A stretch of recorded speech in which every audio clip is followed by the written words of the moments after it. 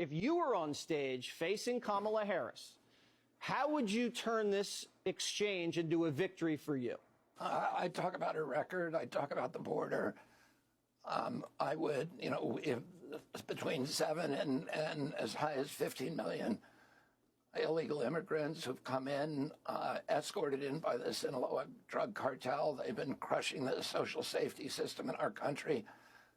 I talk about the COVID lockdowns, which closed 3.3 million businesses, and 41% of the black-owned businesses will never reopen. It shifted $4.3 trillion north from the American middle class to this new oligarchy of billionaires.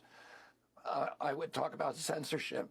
I think she's very, very vulnerable on that because of the statements that she's made, but also the policy of the Biden administration. You now have Mark Zuckerberg coming forward and saying that the Biden White House ordered him to censor President Biden's political opponents. And I'd want to know about where she stood on that.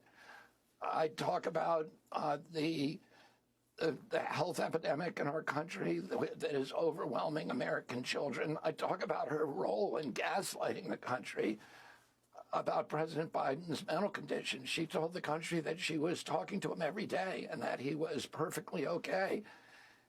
And then we realized that it was all a hoax when we saw him on the debating stage.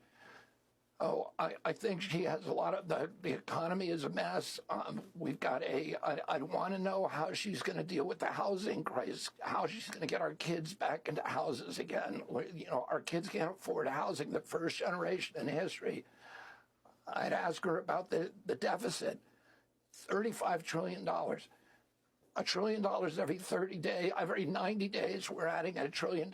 Within 5 years, 50 cents out of every dollar that we spend in taxes is going to go to servicing the debt.